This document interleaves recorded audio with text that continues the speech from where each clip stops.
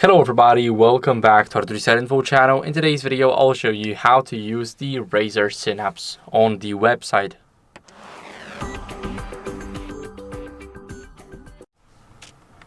So first, we're going to enter the Razer Synapse web first. We're going to open up the first app and let me quickly rescale it so it works in a smaller window.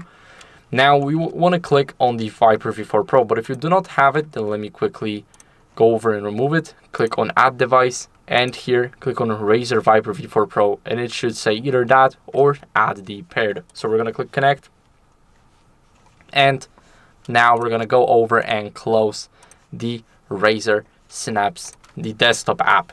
And as you guys can see, everything here is working. So we got everything. We can change the LEDs, we can change everything. And as you guys can see here, we got the firmware version, UI version, and everything else. Here we can perform a factory reset and we can do everything. We can customize the scroll clicks.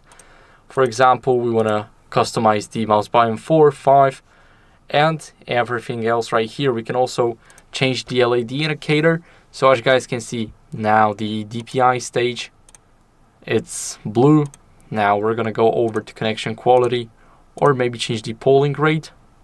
Now let's go over and change this to the battery level, and as you guys can see, it literally changed colors, and every single setting right here is being saved to the onboard memory. So now this is saved, and that's basically how you guys can use the Razer Synapse on the web.